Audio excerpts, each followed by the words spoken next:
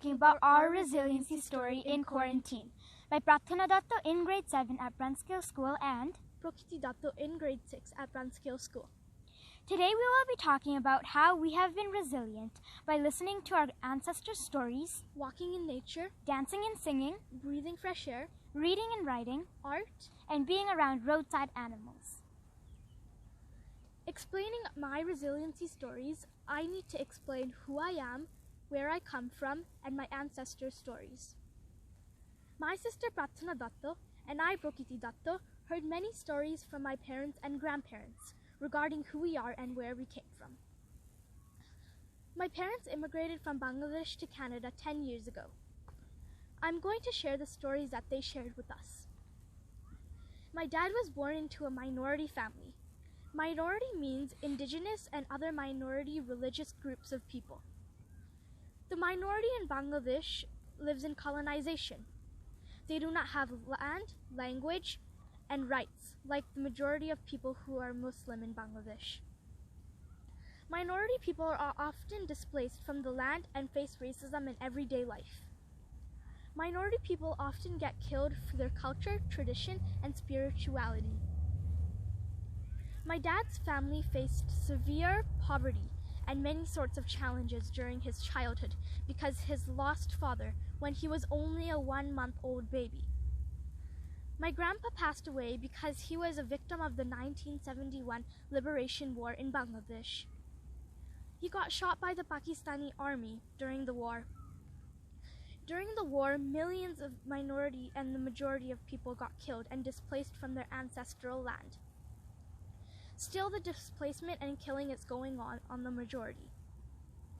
My grandma that I did not get to see her, she became a widow with 6 children and she did not have enough educational degrees to find a job. During the Liberation War, my family got displaced. During the Liberation War, 3 million people sacrificed their lives. At that time, most of the people were scared to get out of their house because if they did, the Pakistani military would shoot them. Everyone was very panicked and traumatized. Many people did not have food, clothes, shelter, a job, and students could not go to school, college, or universities. At that time, there was no internet or class facilities. Innocent people were getting shot, and also children were getting shot too. Women were getting kidnapped, raped, and killed. The liberation work was continued for 9 months.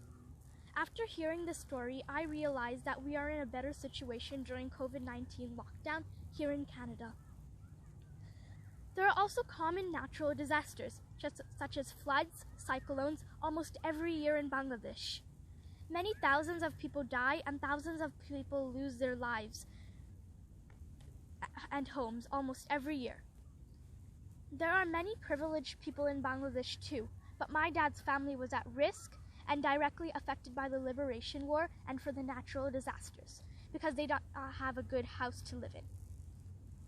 My dad directly experienced severe floods. His mom could not send him to school and she could not give him good housing, good clothes, or good schooling. The Bangladesh government could not provide enough facilities like the Canadian government. For example, emergency funding for the students. We have seen how the Canadian government has been supporting every citizen. For example, health, housing, employment, food, and education. My dad's struggling life story is unique, which is not like other Bangladeshi people.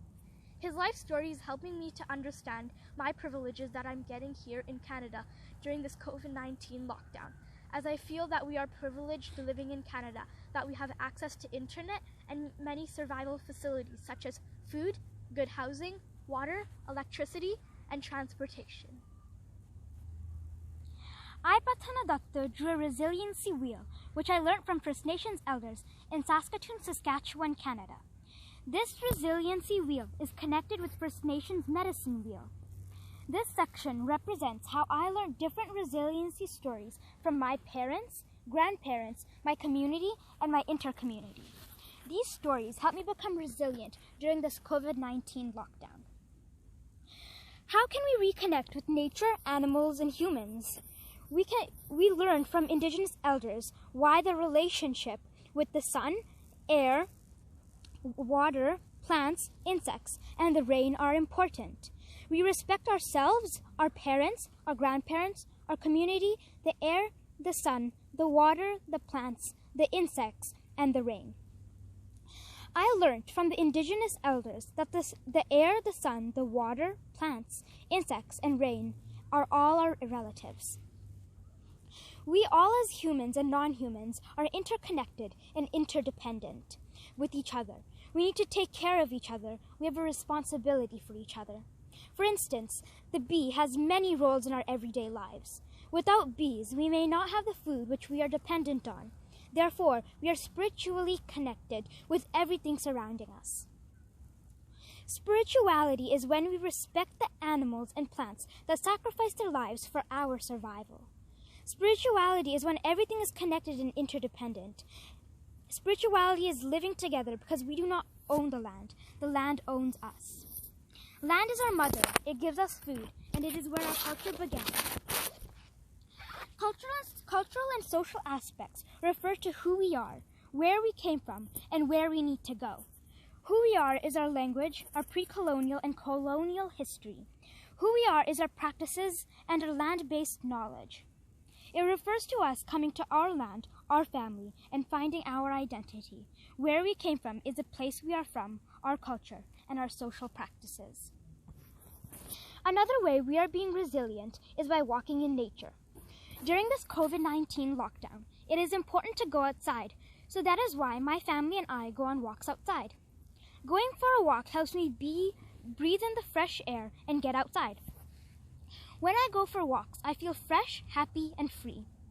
My family and I go walking in lots of different places away from people. We go to the river, the countryside, and different parks. We make sure not to touch any playground equipment, benches, trash cans, or anything anyone else could have touched. Walking can be therapeutic because after staying in for so long, it can drive you crazy. When I go outside, there are many different skies every day. The sky changes every day. It will never be the same as another. Kind of like life, it is always changing, and no day is the same as another. Since my family goes on many walks, it helps us get closer together. We play soccer, throw frisbees, and we also go on runs as a family. I now get to spend much more time with my baby sister. Before, I barely got to spend any time with her. In some ways, quarantine is a good thing. It helped with family bondage. This is why my family and I go on walks. I will be talking about how dance and music have helped me stay active and positive during this COVID-19 pandemic. COVID-19 does not make me stop my extracurricular activities. I'm keeping myself resilient during this COVID-19 pandemic by dancing, singing, and playing musical instruments. I do lots of types of dance, but during this pandemic, I had to stop physical dance learning at dance schools. These dances are ballet, jazz, Indian classical Kathak, Bharatanatyam, Banga folk, Russian, German, and indigenous powwow dance. I have lots of flexible time to practice dances these days. Why I do these dances during this quarantine is so I can stay happy, active, hopeful, and won't forget the things I've learned since I was 3 years old. It also gives us inner strength to calm down. In addition to dance, we also do lots of musical activities, including singing, playing the piano, French horn, trumpet, and Indian harmonium. Why we do this is because it is therapeutic for our mind and body. We are not feeling depressed or bored and lonely. Dance, music have helped us to have more energy, positivity, and joyful times. How we are continuing everything is from online and getting tremendous support from our parents. COVID-19 has taught us different meanings of dance and music.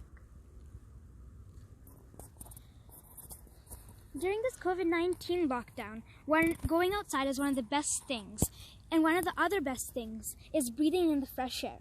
After staying in for so long, it feels great to go outside in the fresh air. When you go outside, you can feel the cool breeze whooshing past you.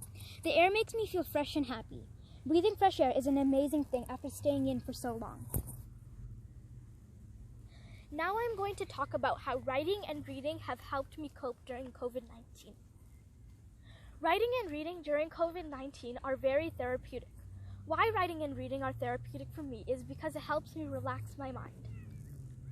Writing and reading make me feel happy and good for the rest of the day. COVID-19 has given me lots of free time to write and read. I'm maintaining my regular journal and I'm writing about COVID-19 so that the next generation can learn about what happened to people during this pandemic. During this quarantine, I haven't painted a painting.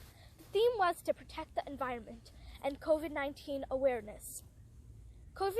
Doing art during this COVID-19 is therapeutic. Doing art is a productive way to spend your time. Art makes me feel relaxed and calm. I chose to do artwork to tell people to help reduce the spread of COVID-19. During this time, we all need to support each other as a community. I have drawn. Another way we cope with COVID-19 is by going to see Roadside Animals. Since COVID-19 has all of us in quarantine, my family and go on lots of car rides. We go to the countryside most of the time. We go to the countryside so often so we can go get away from the city and other people.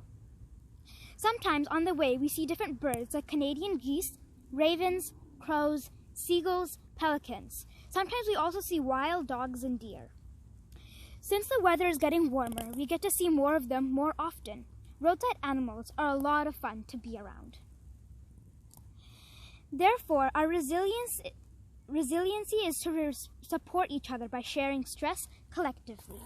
We often carry the stress of relatives in our body so that we do not have to carry our stresses alone. Through connecting this way, we thrive in the best of times and survive in the worst of times.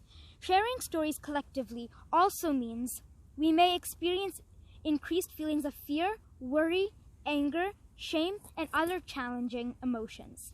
For support, we can lean into our cultural strengths, knowing that we have a long history of resilience. We have traditions and practices that ground us in the present and keep us well, spiritually, mentally, physically, and emotionally. We have many cultural strengths to draw upon to stay connected and keep well, even while we practice social distancing. Thank you so much for listening. So,